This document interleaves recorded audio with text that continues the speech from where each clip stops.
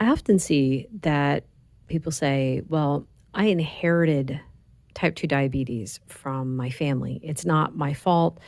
I can't help that I have it. And this, I mean, type 2 diabetes isn't the only place where I'll see something like that. I had assumed that I was going to inherit heart disease because my dad had it. His dad passed away of a heart attack at the age of 45. So I just assumed that I was going to be set up for it. There wasn't really anything I could do. I mean, I thought maybe I could try to eat better and hold it off as long as I could, but I just figured that I was set up for it. But in the past almost 5 years, I've come to realize that there's an idea out there that is way better than blaming genetics.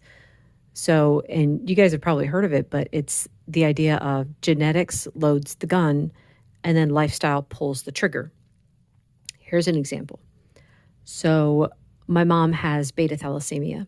It is a form of anemia where your red blood cells are broken down faster than they're made. And on top of that, the cells that are made are not shaped very well. They should be shaped like bowls, but they are flatter, more like plates. So they don't carry oxygen and nutrients around the way they are supposed to. There's all kinds of organ damage that can happen because of this. There's diseases that you can get from the organ damage, things like that. So, number one, I was thinking I could end up with cirrhosis of the liver without drinking any alcohol, just because of the damage that happens with the thalassemia. Now, I could say, well, I was set up for cirrhosis because of the thalassemia. It's not my fault that I have it. And that would be true, except what if I was drinking alcohol on top of that? So I could speed up the process and end up with cirrhosis a lot faster than if I was careful with what I ate and drank. So to me, having that mentality of, well, I inherited this problem, it removes accountability.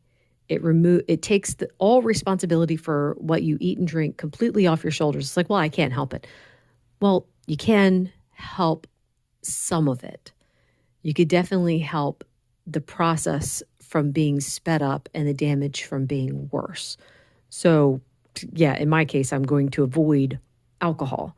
I didn't even know that that was a possibility until my mom got sick with cirrhosis.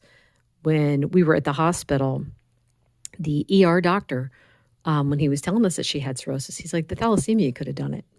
Now, for her, it was alcohol, but it's possible that the alcohol sped it up and she was going to get it anyway. I mean, it could have been a lot later that she got it, but the alcohol definitely sped up the process. So I feel like we can't be blamed for what we inherited. And I hope you guys understand that I'm not saying that. It's not your fault that that's part of your genetics. However, you do have the power to decide how much control it's going to have over your life.